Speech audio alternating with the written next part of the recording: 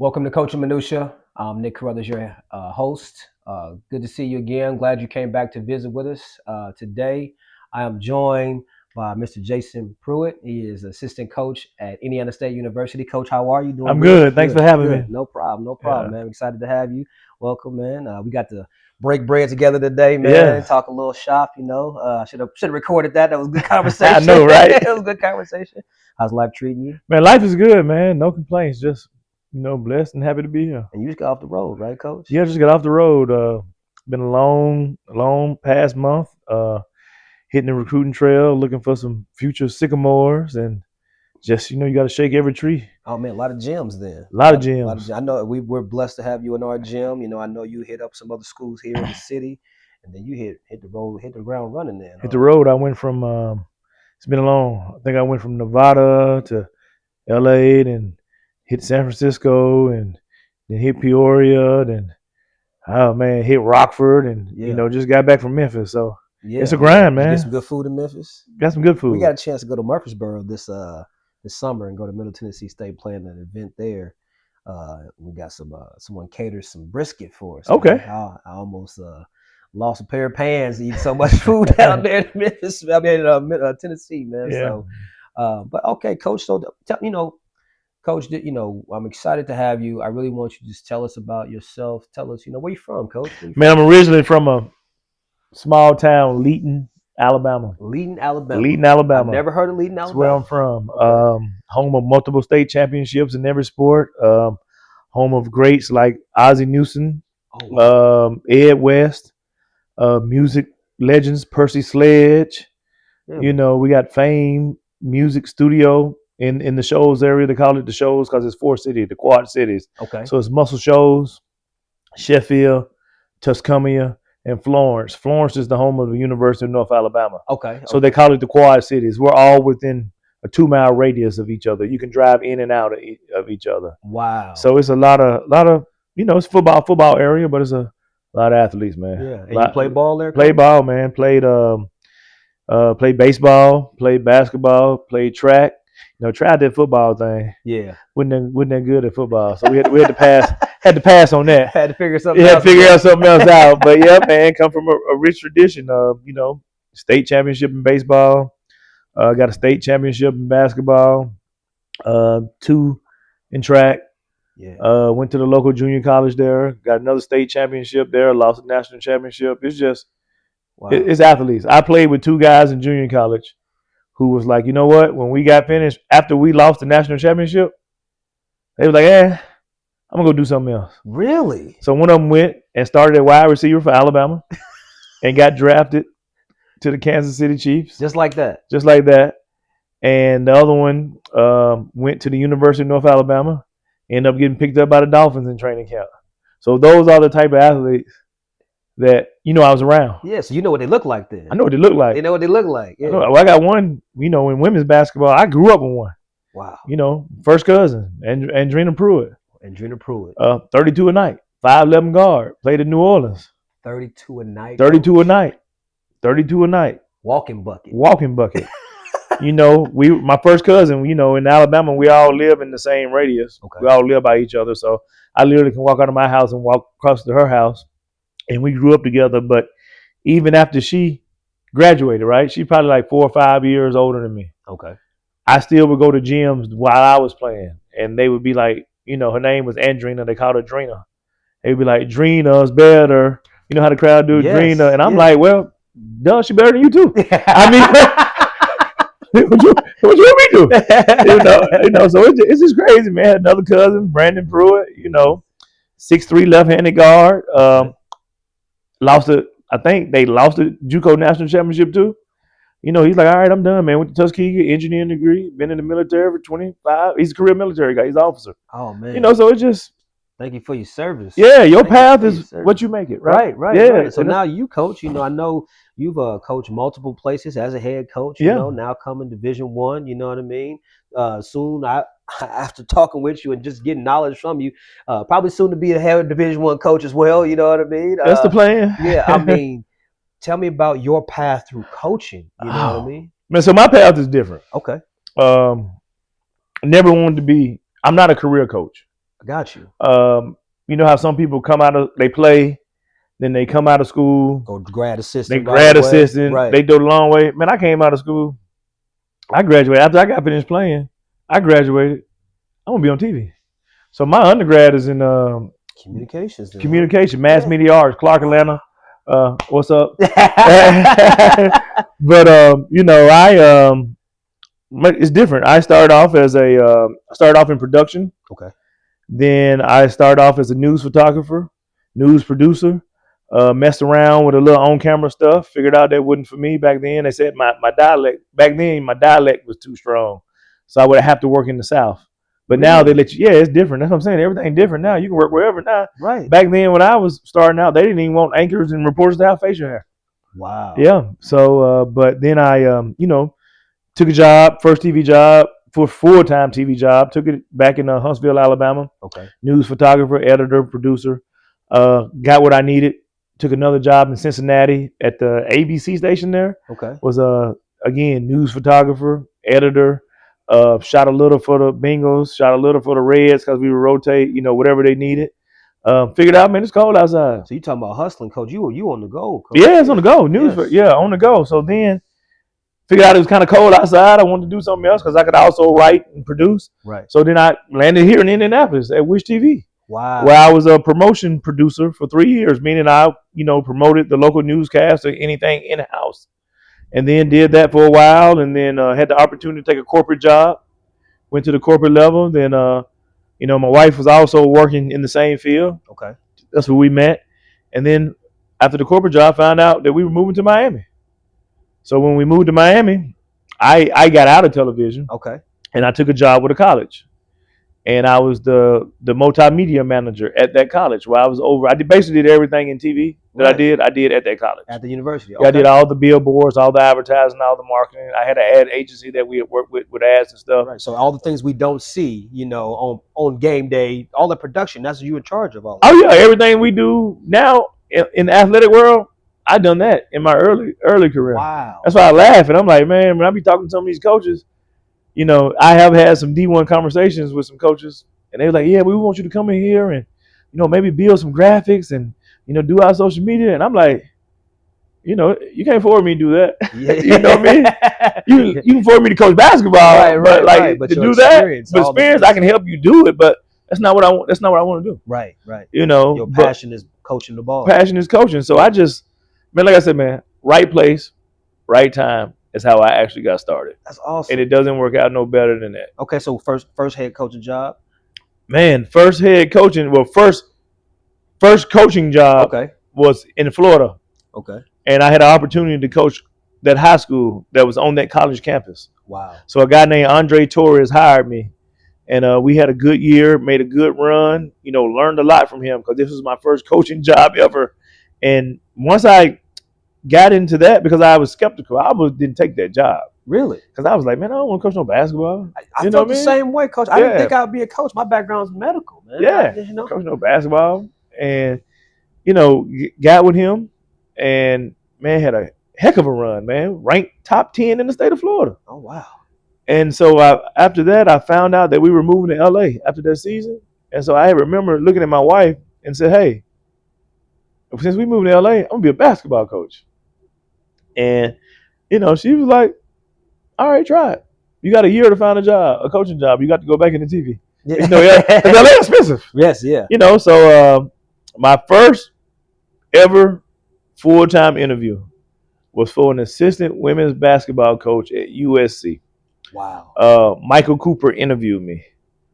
Probably the hardest interview I ever had in my life. But prepared you, I'm sure, for what was coming. Any interview after that is a piece of cake.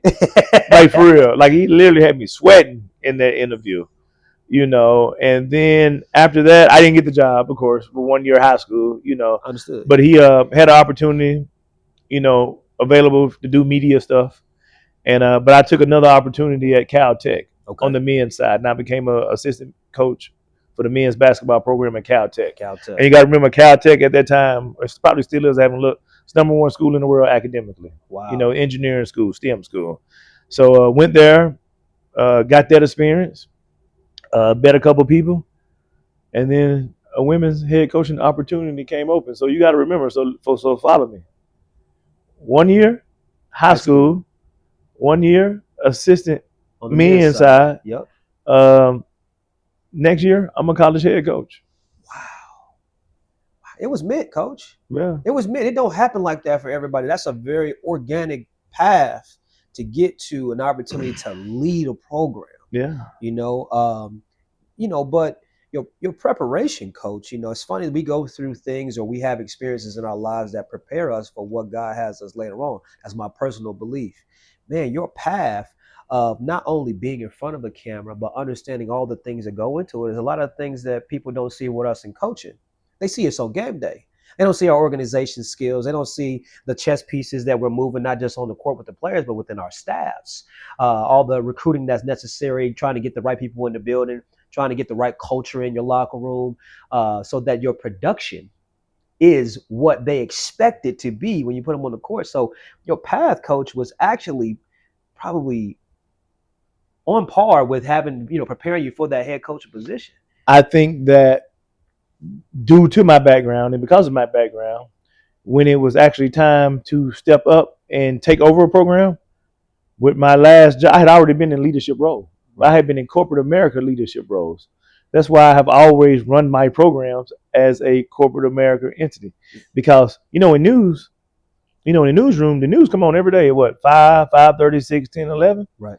Your work got to be done. Right. Before we go live on air. Yeah.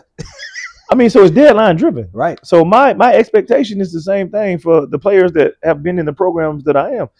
This is your job. Yes. You know what I mean? Like, it's not a what if it doesn't get done or what happens if it doesn't. No, you have to get it done. Because the news is coming on no matter what. Right is right. Yeah. And we have to get the job done in our basketball program. And if you don't get the job done, just like in the real world, you may not be there. Well, Coach, with the NIL right now, it's the same thing. Yeah. You're expected to produce. It is not an if or maybe. It is you will do because you have had this opportunity given to you from what you have shown us your ability to be. You can't just have potential and then let it be unrealized. You got to bring that potential to fruition on an everyday basis, right, Coach? You got to show up every day. Like these athletes now are getting paid to do something that they say they love. Right. Right? Like, I was a Division I athlete. I didn't get paid. No. You know what I mean? I take that back because some people argue that. I got a free education. You got a free education. I graduated debt free. Understood. All the extra money in your pocket and cost of living and cost of attendance and all that, I didn't get that. Right. It's players at lower levels. They don't get that. Right. So you have to show up and do your job now. Yes. Because we're teaching young adults how to be adults and how to be responsible. But, when you're in that head seat, your livelihood depends on 18 and 22, 23-year-olds. Man. It's a business, man. It's a business. It's a business. And, as a high school head coach, I always, in my parent meeting, I tell my parents is that, we are trying to prepare them because someone's livelihood is on the line for that. So the level of discipline that we're trying to instill into their child, obviously with love, it is imperative if you plan on playing the next level, because that person is trusting you to do what you're going to say you're going to do on a regular basis when no one's watching, when no one's holding your hand, when mom and dad isn't waking you up. Are you going to deliver on time every time? And you have to, and you think look, they're on scholarship, right? So the number one thing, let's not forget, you're there to play school. Right. You get to play school because your basketball abilities have allowed you this opportunity to play school for free. You see what I'm saying? Yeah. So the number one goal is still play school and get your degree. Right. Yes. And then maximize your opportunity that your academics have allowed you to play basketball. Correct. So it's school and basketball. Right. And that's, school, basketball, building relationships. We're in this age and generation. Building relationships matter. Yeah. Mental health is a big thing. Yes. It matters because, kids come from all different walks of life. You don't know what someone is going through. Or their perspective. Yeah. I think that, man, I know we're at a place where a lot of programs and institutions are cutting out DEI initiatives. Yes. But I do think some type of professional development and initiatives in training are important. Yes. Because, when you step out into the real world, you're going to be working with, you don't know who you're going to be working with. There's no script. There's no script. And you have to be able to relate with a diverse group of individuals in order to be successful. And I think, and you should want to do it. It's the right thing to do. We grew up in an authoritarian generation where you had an adult or an elder tell you to do A, B, or C, and you didn't question it. Right. You just did it. Now, the generation is more relational. Yes. A child, a player, maybe a coworker is only going to give you the respect that you're asking of them or the result that you're asking of them based on the relationship they have with you on a regular basis. And if you're not willing to build that relationship, you're not going to have any success in that back and forth. Everything's so transactional now. Yes. Everything is so, well, if I do this, what do I get? Or what can you provide me if I do this? What can you dangle in front of me? You know what I mean? And then I'll do what you ask me to do. The relationships mean so much more now because there are fewer people who can actually build a genuine one. Right. I think that a lot of my coaching staff, I coached I was the head coach at 3 different colleges in Los Angeles. Wow. And Los Angeles is so big that I coached at 3 different schools and never had to move my house once. Really? That's the square mile radius in Prop City between schools of Los Angeles. So I was fortunate enough that I literally had the same coaching staff for 10 years until I moved to Chicago and took over the Elmhurst job. Gotcha. I think that we were so successful because we put people first. Like I knew my players off the court. Yeah. I do something, I got it from a coach in Southern Cal. It's called Weekly Tens. Okay. So the players in our programs. I'm taking notes, Coach. Weekly Tens, y'all. Weekly Tens. You go, Coach. So the players in our programs that we have led, they have to call me one time a week. I don't care when. I give them the freedom to call me whenever. And they have to give me 10 minutes of their time. And we talk about everything except basketball. That's great. And by the time, and I usually do it like a couple of times I done it as I'm taking these new programs over. So when I get on campus, I already know the kid. We already have a relationship. Now look, some kids don't take advantage of it. Right. And some took full advantage of it. I had a young lady from my Elmhurst job that I walked to the train. I rode the train to Elmhurst from downtown Chicago.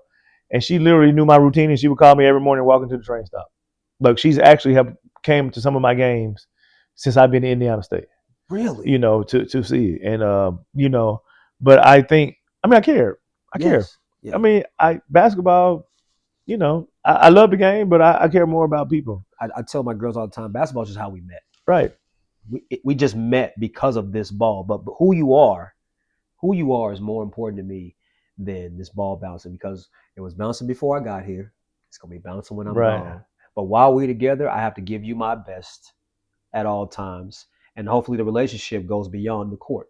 And so one thing that, now look, I used to be a tyrant when I first started. Explain, Coach. Give me some detail. Bobby Knight. Black Bobby Knight. Yeah, demanding. Very demanding. Yes. I'm still very demanding. Yeah. But, I read a lot of books. And so I read one of Bobby Knight's books. Okay. And one thing that stuck out to me in that book was, let the players make decisions on things that really don't matter. Like, for example, we got to practice, right? Right. What time y'all want to practice? I don't care. Because we got to practice. Yeah. Where y'all want to eat it after the game, right? I can find something to eat anywhere. Where y'all want to eat? What type of shoes y'all want for the season? I ain't got to wear them. Y'all got to wear them. Y'all pick them. Give them ownership. That gives them ownership in the program. That makes them respond and react better on top of those weekly tens. Yes. They got ownership. It's a player-led program. Yes. I'm just the head of it. I'm just here. Yeah. I'm gonna say yay or nay on some things. Decisions that really matter, I'm gonna make those decisions. But all that day-to-day stuff, and look. You want them to feel a part of it. It's theirs. You gotta buy in. Yeah. I'm not getting involved in their day-to-day issues. Yeah. I had a coach at Elmhurst, and he used to say I was in room 221. He was in room 220. And he used to say, hey, man, let me handle it in room 220 before we get to 221. Because if you get to 221, it's too late most of the time, right? Because I'm going to make the decision. Right. And so he was real good about that. Like my staffs in LA, man, as I got older, they became some of my players from my first team. So they already knew our way. Our way doesn't change. Right. So they would help out. I had Coach Smith, Coach Love. They were they were basketball knowledgeable minds, like historical women in the scene of LA. Yeah. Coach Love, Coach Smith is a Pasadena legend. Has been coaching travel ball from here for the last 20 years. Coach Love won a state championship in JUCO in California. Led the Big East in scoring. Led the Big East in rebounding. Woo! I mean, what you gonna say to her, right? But they were loving. Coach Mike and Coach Ryan, they've been with me from the start. Yeah, we was all at Cal Tech together, so they've been with me when we was driving vans. They was with me when we ran out of money in the budget one time, and we had to fund the season ourselves. Yeah. Took the Antelope Valley. Coach Bobby came with me, another legend from that area. Coach Terrence Sullivan was with me. He was played football at Kansas. Yeah. Division I guy, Major League Baseball. He's had that mindset of training. Everyone that my college roommate, Dave Jordan, when I got to Antelope Valley, he, no married, no kids. Oh, you need some help? I'm flying out right now. Man. Relationships matter. Yes. So it's just, Coach Asian Shea, two of my former players on my last Laverne team. Hey man, they had it sold up. Coach Asia done individuals in the morning. Coach Shea done individuals at night. I ain't never had to walk in the gym to do an individual because they played for me. They knew what I wanted. They knew my expectations. That's super big. It's easy. Look, man, 9 years, 4 programs, 5 Coach of the Year awards, 4 conference championships, 1 national championship loss. I mean, it don't get much better than that in the run, right? No, not at all. And then on top of that, state championship, baseball, basketball. Yes. 2 in track, 1 in JUCO. Hall of Fame in the area. A track of consistency winning. I'm a winner, man. Yeah. I know I'm not a winner. I'm a champion. There's a difference between winners and champions. You're right. I'm a champion. And so when Coach Mark Mitchell called me and said, hey man, you want to come to Indiana State? He's a national champion, right? Yes. He's a national coach of the year. Yes. You know what I mean? How you say no? How you say no? How you say no? Track record speaks it all. Every program like him, I've been on the smaller scale. He's been on the larger scale. He'd have flipped. Right. He like me. We took programs that were bottom of the barrel and turned them into championship contending programs. Every program that I had left, every program that my staff and I have assembled, when I left Laverne, they won a conference championship. Yeah. When I left Bethesda, they were poised to win a national championship. When I left Antelope Valley, he won 3 conference titles. Wow. When I left Elmhurst, the guy went 16-9 last year. I had left it better than I found it. That's how you're supposed to. Yeah. That's how you're supposed to as a coach. I've never been fortunate enough. Somebody be like, hell, no, take this championship program and run. No, I've been the turnaround coach for my whole career. Too, Coach. I've been the turnaround coach for my whole career. So when people tell me, oh, that's a bad job, no, that's the right job. That's an opportunity. That's an opportunity. That's an opportunity. Yeah, that's the right job. To bring change, to build relationships. That's right. Okay, Coach, here's a question. So talking about building relationships, bringing change, having players come back, play for you. Who was that impact coach for you, Coach? Who was the coach in your life? It can be any sport. It didn't have to be basketball. Just who was that I got coach? several of them. Okay, you know what I mean? Like Wayne Evans was one, my baseball coach. Shout out Wayne Evans. Shout out Wayne Evans. He was one of the first guys that, I had to work for what I had. I couldn't hit a curveball, but I could hit a fastball, and he like, you're not going to play until you learn how to hit this curveball because they're going to throw you 5 straight curveballs, right? Right. That was diversity. Not understanding. You look back at lessons like that. It's like, oh, okay. Yeah. Then my high school coach. Look, man, I only played high school 2 years. Okay. I only played my junior year. I won a state championship. That's the first year I ever played organized basketball at that level. Coach Jerry Smith. He's also the pastor of my home church. Okay. In Alabama. Pastor and coach. Pastor and coach. Shout out, coach. Yeah. I was good, but he made me work for it. Yeah. He brought me off the bench the whole year. I'm a 1,000-point scorer in dang near 2 years coming off the bench. You know what I mean? Yeah. I worked for it. He didn't give it to me. He made me work for it. Yeah. And I learned my role. It's about playing roles. Some people take take that type of accountability or that type of forced growth. So personal now, Coach. I'm not you want to play. I want to win. Because you want to because you want to win. I'm gonna play. I'm playing. Exactly. On the bench, off the bench, I'm playing. I'm still gonna get to play. Yes, and we gonna get this win. Yeah, and we gonna get this win. Nobody never remembers who averaged 30 points, who averaged 5 times. The whole team win. Right. It's all. And then I went to junior college and played for another guy that was from my neighborhood, John Douglas. Shout out John Douglas. Was my JUCO coach, who was a Hall of Fame. He played at won a JUCO state championship. Went to Kansas, broke Wilt Chamberlain's single season scoring record at the University of Kansas. Woo! And was drafted by the Clippers. Wow. This is my junior. So from high school to junior college coach, man, that expectation was here. Super high. Was super high. And I know the discipline was working. Discipline was no problem. Yes, coach, no coach. Yeah. Look, man, the relationships I've seen you guys have when we got a chance to come down and see you guys work in the gym, and instruction, direction, correction was given. Eye contact, yes, coach. No attitude, going right and getting right to it. Then applying it, coach. And, yeah, man. It's evident, you know what I mean? What you guys have been through, you and Coach Mitchell, how the relationships you have with your players are valid, or they are significant. They are not fickle and fake. They're real, and then to see the response, man, it's great. As a college head coach, I am who I am because of the coaches who I had before me, right? And I am because I am, man. I had some ADs, man. Oh yeah, some athletic directors. That's super important, man. The support behind when you got an AD that's riding for you and got your back, but I also tell you, hey man, I ain't trying to tell you what to do, but you probably should try X, Y, and Z, and you open that. Give you the real, Give you the real, yeah. Man, I have had some of the best ADs in the country, man. When it comes to, look, man, I tell people all the time, those ADs are my reference for jobs right now. Yeah. Those ADs and those presidents. Yeah. I can put them down on any reference and they go pick up the phone. I can call right now because I had that relationship when I was working for them. Right. And I just think people just take relationships for granted, man. Yes. If you can't put down, look, this is a good one. If you can't put down on your resume someone that you have worked for, hey, that says a lot. Hey, I read a statement with I think I saw Chris Brown. I seen something he had tweeted yesterday. Yeah. Hey, burnt bridges real hard to ride over, right? They are. They are. Yeah, man. Your track record, what is behind you when you leave? People remember.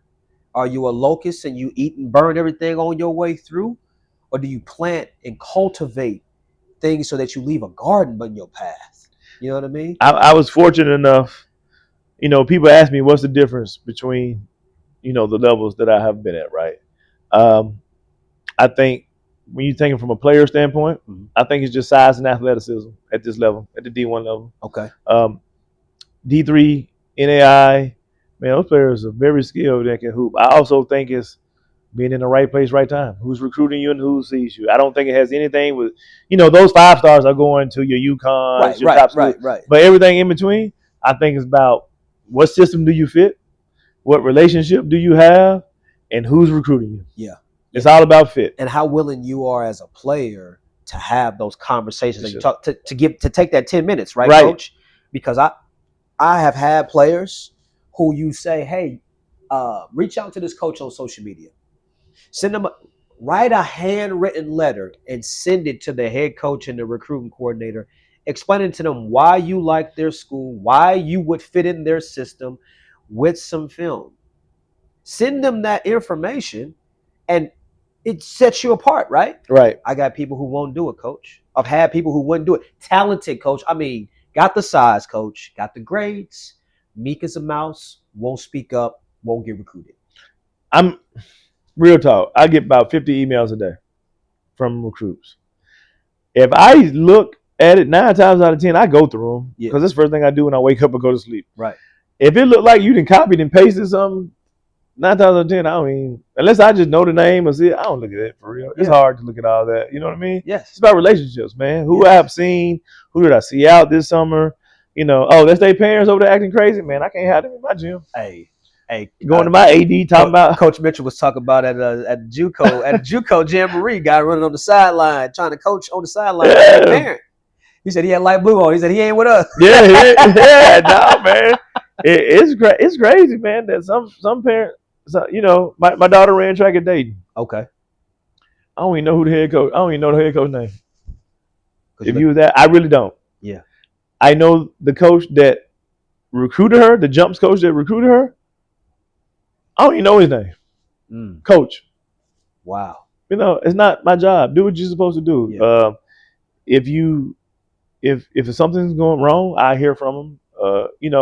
Parents be like, "Oh, I ain't heard from my kid." Well, you're not gonna hear from them when everything's good. Right, when everything is right. You only gonna hear from them when something's wrong. Yeah. On the college campus, like I said, man, the one thing that I have seen parents help their kids, and I've seen some parents hurt their kids. Okay, so Coach, I always call it sauce, okay, Coach, because I like cooking, okay? Right? So a little good sauce will make something go to the next level, right?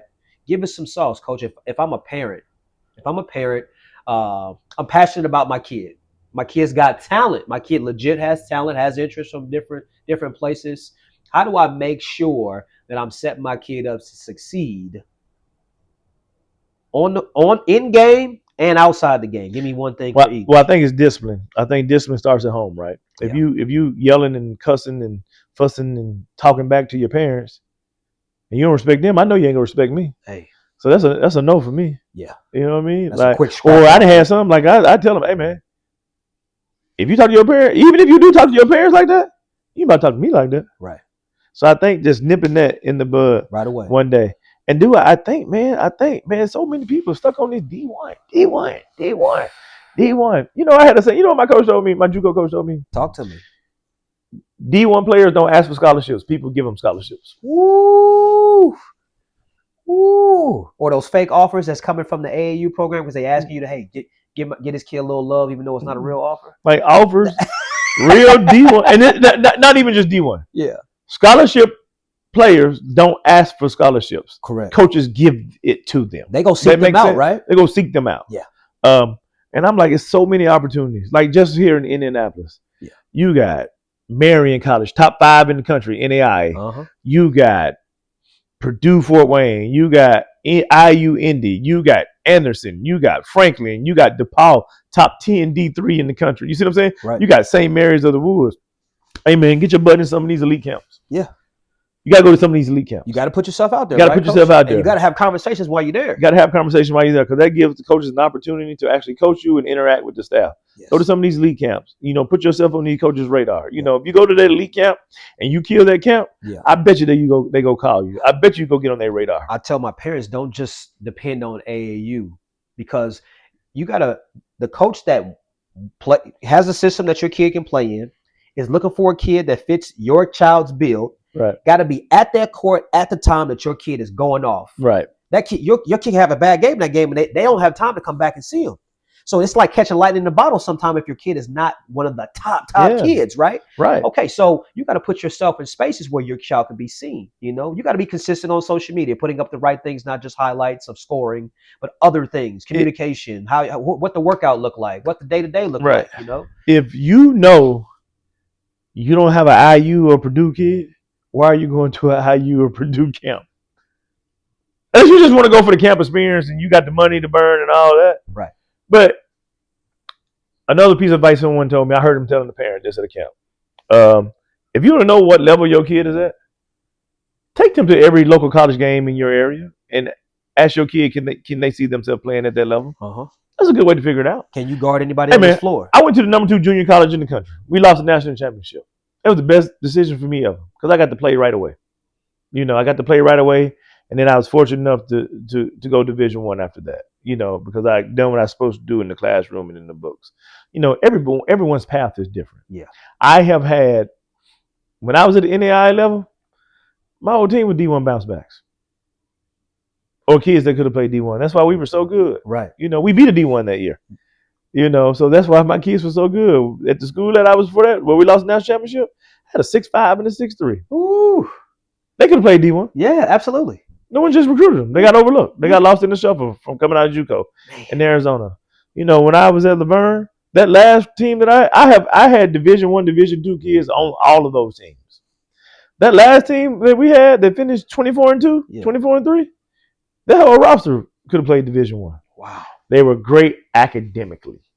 That's why they were playing Division III, because the money was the academic scholarship money was the exact same if they would have went to a D2 NAI. Wow. And that's what a lot of parents don't. D3, oh, we got to pay. No, if you got good grades, they can work it out. They can figure it out for you. They'll figure it out for you. Figure it out for you. You know, because everybody ain't going D1, man. Like, yeah.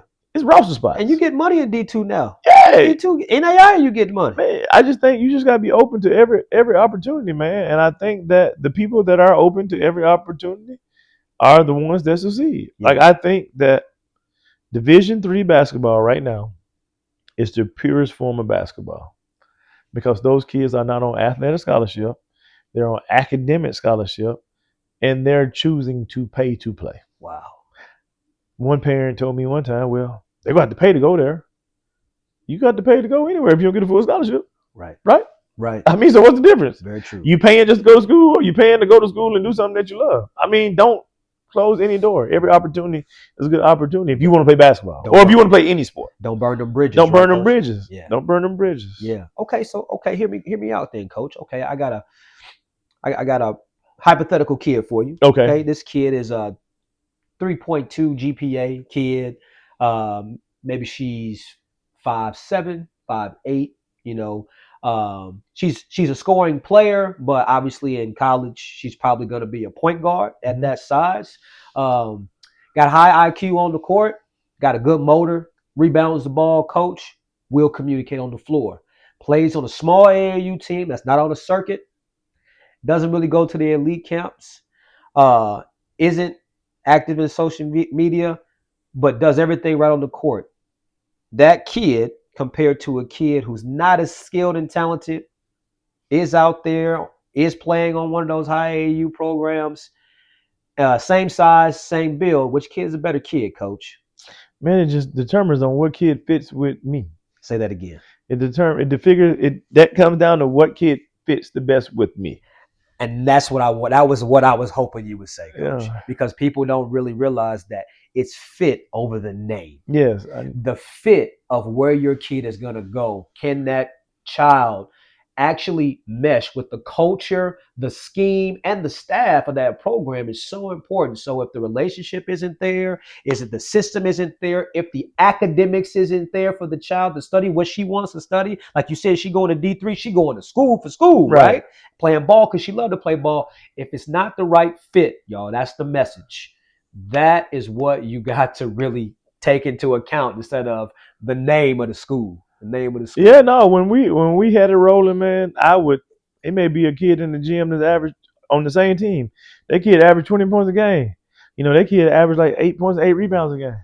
That kid that averaged 8 and 8 may work best for me because I already got 2 people on the team averaging 20. Yes. You know, it's what I need at that time. Right. It ain't about, oh, she better than my kid. She may be. I don't need that right now. Right. We're trying to put a puzzle together, and I don't need those pieces to the puzzle. And I think that so many people get lost in, well, this kid offered this such and such offered this kid, so I got to offer this kid. Yeah. It may not work. It may not work for Coach, us. I call that the disease of left and right. Yeah. Okay. And I've spoken about this before on the podcast. You get to looking left and right, and you forgetting all the opportunities right in front of you. Yeah. Maybe you got some offers that ain't the school that you think is the best school you could go to, but you're looking left and right at the other opportunities. You're not focused on this coach is trying to play you right away. This coach is trying to make you a focal point of what they got. This coach is trying to let you be you, and the culture is what it need to be, and the academics is what it need to be, but you're too busy looking left and right that you miss everything in front of you. Hey, so after being a head coach for so long, and then stepping to Indiana State, now I'm the associate head coach, right? Okay. Yep. So it's a different role. I think what makes me good at this role is because I was a head coach for so many years. So I know exactly what Coach Mitchell needs or Coach Mitchell wants. I can speak Coach Mark Mitchell. Like my wife is like, you need to get people that speak Pruitt. Yes. Like I think I can speak Mitchell. Yeah. You know. You can see things before he even asks for it. Yeah. I know what I wanted as a head coach, so I automatically know. And the one thing is, when you get into this space, I don't want his job. Yeah. That's his job. Yeah. He's the head coach of Indiana State. Yes. You know, I already been there, done that, right? My time will come. When it's time for me to leave again, when the Lord say, hey, man, it's time for you to go run a program again, I go run a program again. In his time. But for now, it's my job to make sure that he looks good and Indiana State is moving in the right position. And I think too many assistant coaches speak on it. Get in the lane where they think it's about them. Hey, this is my recruit. I recruited this recruit. This is my scout. We won this game because it was my scout. You know what I mean? Preach, coach. Preach. You know, those. I just think that those are people that lack experience, that lack real world experience, that lack real world knowledge. I mean, you can pick up a book and read everything. You know everything in that book. Right. But if you ain't had no practical experience doing that, you don't know what it is. Or you got some assistant coaches that always want to outshine the head coach. Yeah. Man, play your role, man. That ain't your job. Hey, if you don't want to do what they do, go get your own job. We ask our kids to play a role. We ask our kids to fit in. The staff is a team too. Right. Team too. Do your job. Star in your role. Right? Star in your role. Yeah. Hey, man, the head coach is the CEO of the company, right? Right. Do what your boss asks you to do. And if you don't want to do what your boss asks you to do, go get another job. Go get another job. It's that simple. Yeah. If I don't want to do what he want me to do, I'm going to get another job. Yeah. You know what I mean? Yeah. So I just think that's what too many of younger assistant coaches are concerned about. But you've been in a position, coach, where you've moved that 2 feet over to that first chair. Yeah. And you know what it takes, coach. This is my on the women's side. Yes. In 10 years. Last year was my first year ever not being the head coach or running a program. Yeah. Which is real easy. Kids come to me, Coach Pruitt, what we gonna do? Man, you know what? Did you talk to Coach Mitchell? You should talk to Coach Mitchell. Let me know what he say, dude. I mean, right. He the boss. Man, I'm like, somebody asked me something in the department. I said, you know what? That's a Mark Mitchell question. Let me know what he said. Let me say what he gonna do. Or something come up. Hey, Coach Mitchell, what color you want to wear? Oh, okay. Hey, y'all. Coach Mitchell said y'all need to wear. Hey, kid be like, hey, man, why ain't play so much? You know what? You should talk to Coach Mitchell. I had a kid tell me last year, you always say that. That's my job. Hey, you should talk to your head coach. Right. I'm here to assist and guide you. Yeah. I try to put out all the fires before I get to Coach Mitchell because knowing Coach Mitchell, if you get to Coach Mitchell 9 times out of 10, you're going to be gone. Man, oh man, I love it, coach. Okay, coach, so I got some quick fire questions for you. Okay. I got some quick fire questions for you. Okay, so we are very, very blessed to have opportunity to carry the name coach. Right.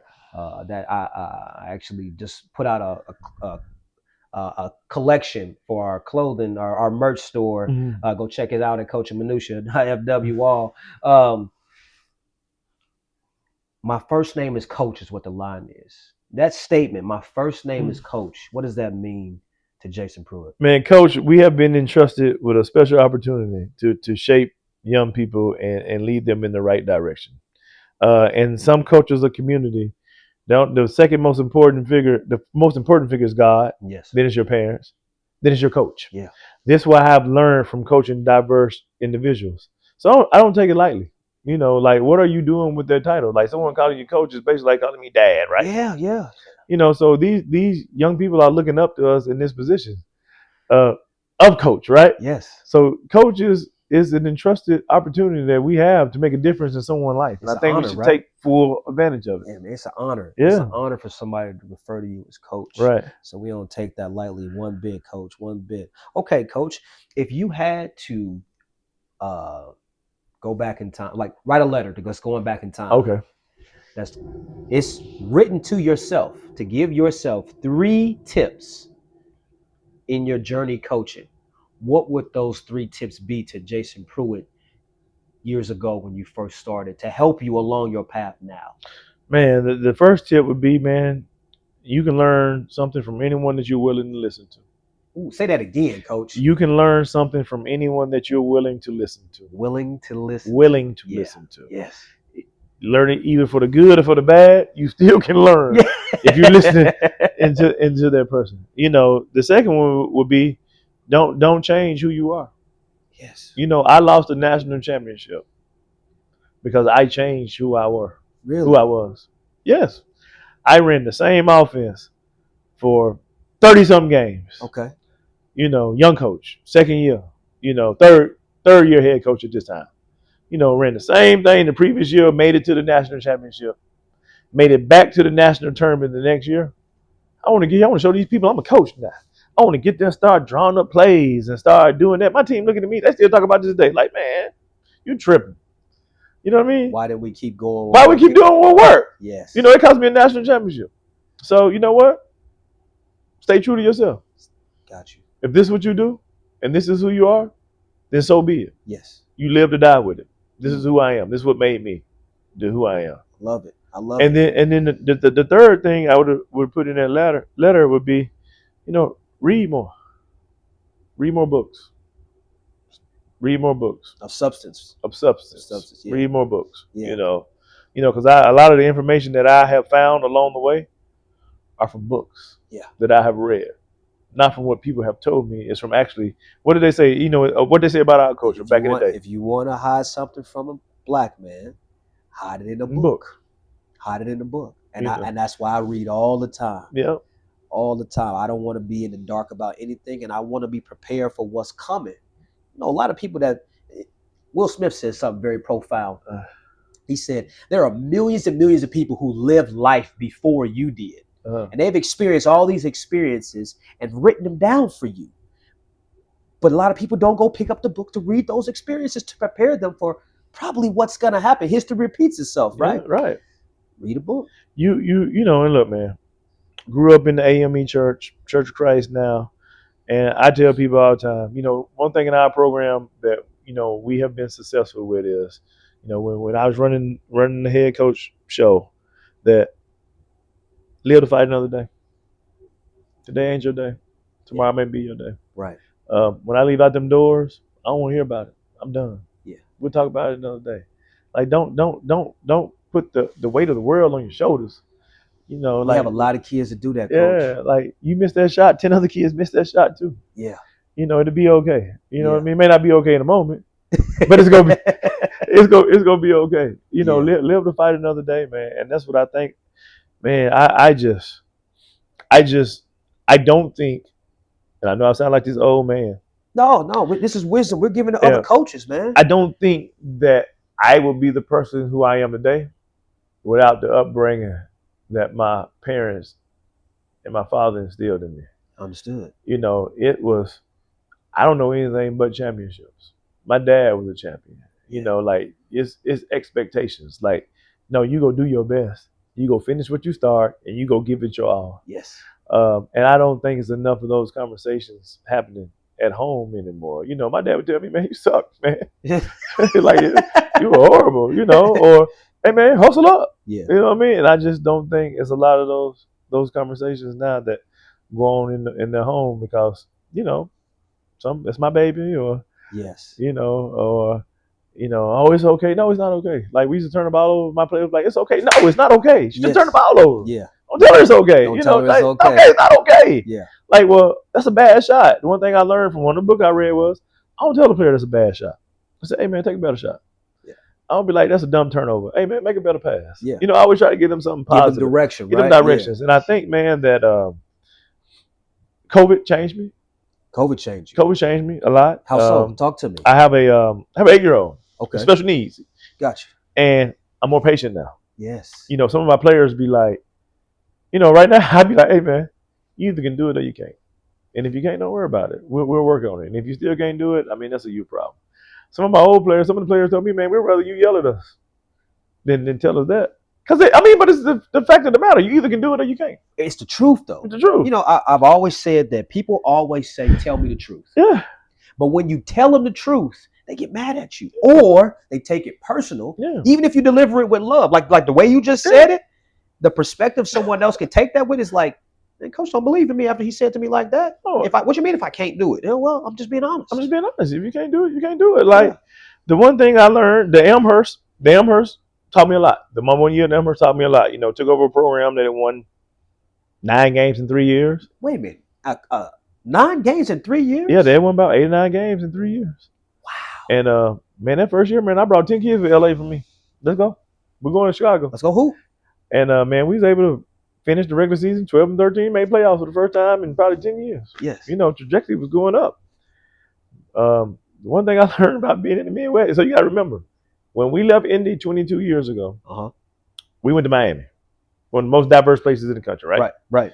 We left Miami, after about 2.5, 3 years. Went to LA, right? Out there, 12, 13 years, right? Diverse, right? Right. Left LA, moved downtown Chicago. Not diverse at all. No, very diverse. Downtown Chicago. Oh, downtown. Okay, we live South Side. We live downtown. I'm from the South Side, but I say not diverse at all. Yeah, no, this us down there. Okay, downtown. But downtown, very diverse because it's a melting pot. Yes. My conference in LA, it's California. I'm black. Chanel at Claremont was black. Heated Oxy was Armenian. Carol Jew was Asian at Chapman. Kelly and Rich. Rich was Kelly. Kelly was white. Roy was white, and Rich was white, and is a Mormon. Uh-huh. And it's a diverse conference, right? Man, when I got out here, man, I'm in the CCIW, right? Yes. Like one of the best Division III conferences in the country. Around me is 3 or 4 other Division III conferences, right? Man, it was me at Elmhurst. It was Oliver at Benedictine. And then it was my guy, I can't remember his name, at Alverno in Milwaukee. That's it. So when I got on my first conference call, I looked around and I said, oh man, it's going to be different here. Yes. And so it's just, I just learned that, people recruit and people play for who they are comfortable with. The greats are comfortable with everyone. Yeah. You can learn from everyone. And can learn from everyone. Yeah. And I was so proud that I inherited a not so diverse roster at Elmhurst. And I was able to bring diversity to that campus in mass numbers. Yes. And us be accepted. Yes. On that campus. It's you give kids a life-changing opportunity. Yes. Yes. And to feel wanted. And to feel comfortable in your own skin. And to feel accepted for who you are. It makes a really, really big difference. My team, you see my team. My team is a melting pot. Yes. My team is a melting pot. And we really do a lot of team bonding so we can learn empathy for each other, whether it be socioeconomic, whether it be racial, whether it be beliefs. You have to, because we are the most diverse team in our conference as well. I am the only black head coach in our entire conference for any girls sport that I know of, especially any girls winter sport.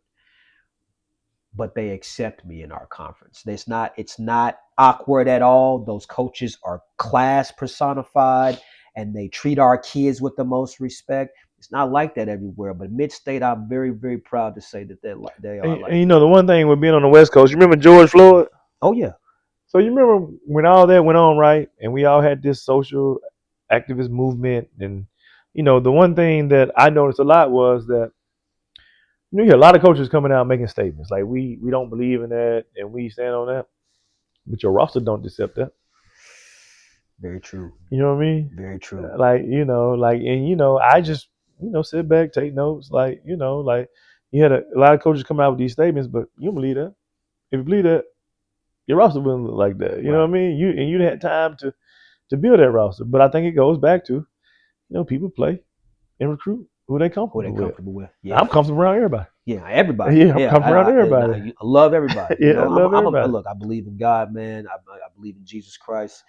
He did not discriminate no matter who you were or what walk of life you were in either. He would go eat and speak to and spend time with the people who needed him most, right? Who weren't accepted by the masses. Yes. So why would I shun anyone knowing that I, as a regular man, have sin and that man had no sin? Right. You know what I mean? So I coach like that too. Yeah. I'm going to love and accept every single one of you for who you are, not try to change you, but try to help you be the best version of who you are. And we need more of that, Coach. I think that, I'm looking around, after that, I seen a lot more coaches open up their rosters. That's awesome. To people that, who they normally wouldn't recruit. Yeah. And I still think, we got a lot of work to do, right? Like we all got a lot of work to do. But I do think that if everyone is willing to move in that positive direction, yes, I think the world will be a better place. Yeah. And I think we can get there. That leads me to a great question, Coach, because Coach Mitchell left a question for the next person on the podcast. And it just so happens to be you are the next person on the podcast. So the question he left was, in the state of NIL and where our game is going, in all facets of the game, but specifically NIL, what can we do as coaches? He's talking about college coaches to help get the game back to its purest form with it being so transactional. Okay. And I'm just summing up what he said. What can we do as coaches to help in that area where it's not just about the game anymore? You know what I mean? You can't. It's not going back. It's not going back. Once money gets involved and transactions start, it's hard to go back, right? Yeah. How you gonna tell these people they can't make this money? How you gonna tell these kids and some of these adults that you can't make this money that you're making now? We're gonna go back to you not being able to make money. Yeah. I do think there needs to be more constraints and more regulations over things. Like, I hear Calipari talk about it. He's funny hearing it from him. Yeah. Mr. One and Done. But he makes some good points. He makes some good points. Like, I do think we need to go back to where you get one transfer. Anything after that, you gotta go back to old school, bro. Right. You gotta sit out. Yeah. I think once you start putting in little restraints like that, I think it can help. I think that, some of these kids getting these big contracts, I think it need to be performance-based clause because now you are an employee, you're getting paid. Yeah, correct. Let's make it performance-based. Let's make you work for that money that you earn. I'm not for. I want to get paid, right? I know in this climate I'm a $200,000 player, right? You know what I mean? So I'm all about everybody getting paid, right? But I do think it need to be some responsibilities that come with that money, that opportunity, because I do think once we can get a constraint on it, and I think the first step is limiting those transfers. Yeah. Stop school hopping. 3 schools in 3 years. So you can build a culture. So you can build a culture. Relationships. But I do think we're in a space now that at Division I, it's hard, man. I think no longer are the days currently. Yes. No longer are the days of building a program. I think you're building a team from year to year. Yeah. Because if a kid is at a low major, mid major, and they outperform, they're leaving. They are. I mean, it's nothing you. They are. Yeah. It's nothing you can do. Somebody gonna dangle something. Somebody gonna dangle something because they got a job on the line and they need results. I think the biggest move in the state of Indiana was the IU football coach saying, "No, I'm good in Indiana. I ain't leaving." I saw that, and I know he was offered the sun and the moon and the stars. I know he was. Like, let's say hypothetically, Penn State did offer him that job, right? He's from Pennsylvania, I think, right? Uh-huh. He was like, "No, I don't want to go to Penn State where Joe Paterno was at. I'm gonna build my legacy here at IU." Yeah. And I think if we can get kids back into that mindset, and it may be like, hey, Indiana State, if it's a kid in Terre Haute that's a star, we're recruiting that local. We're pouring all our resources into that local kid. Maybe they'll have a self-esteem of pride to stay home. Yes. You see what I'm saying? Yeah. Stuff like that. I think we just got to start hitting more local kids. Yeah. Well, I know you guys have been hitting the ground. Yeah. For all the local kids. I mean, all across the state of Indiana before you even went out of state, right? Yeah, before I went out of state. Yeah. And I said most high schools I never hit. I think that, in hitting those high schools and getting those kids. I mean, right now, look, Indiana State hasn't been good in like a decade, right? Let's just be for real. I don't think we went over 11, 12 games in more than 10 years, right? Right. So right now, for a kid in Indiana, we're not the number one pick, right? When you got IU, Notre Dame, Purdue, Notre Dame, Butler, Purdue Fort Wayne is rolling now. Ball State is rolling now. But I do think the more we can win with this current formula and make it an attractive destination to be, I think more kids will start staying home. Yeah, well, y'all got a good dynamic now, man. What I seen, you guys on the court, them kids is working hard. They had no give up. They had all fight, no matter what the score was. Yeah. Oh man, no matter what the situation, y'all put them in practice. Mm-hmm. Nobody complained about it. Okay, coach, let's go get it. Mindset. I just think that like the teams that I coached, like when I got them, they were like Laverne before I got there won 3 games before I got there, right? I'm not gonna take that back. Before I took over the Bethesda job, they won 1 game the year before I got there. Really? Yeah, 1 game. Like when I took over Antelope Valley, they didn't have a team. I started that NAIA program. Oh wow! You know what I mean? I started that program. First year, 21-7. Wow. Conference champ. First year ever. When I took over Laverne, the year before I got to Laverne, they won 3 games. I just told you Elmhurst won 9 games in 3 years. Right. I think it took me recruiting outward to make kids that were inward want to stay home. Want to stay home. And I think that's what you got to do. You got to show that you can put a respectable product on the floor. Right. And I think that will attract your local kids. Yeah. They will bring them back home. Yeah. Because you got to do it some type of way. But I also think it goes back. Kids got to know you love them, you care about them, and you're not using them. Man, that's a good statement, Coach. Good statement. All right, Coach. So, Coach Mitchell left a question for you. Mm-hmm. Tradition is you leave a question for our next guest. Now, our next guest may not be a basketball coach, might be any type of coach, but your question is your question. So, what would be the next question you would leave to our next that pertains to what you see in our game, in sports, in recruiting, and whatever facet it is? You know, my question to the next person who comes in on whatever sport, you know, would be, no matter who it is, it could be somebody black, it could be somebody white, it could be Asian, it could be Hispanic.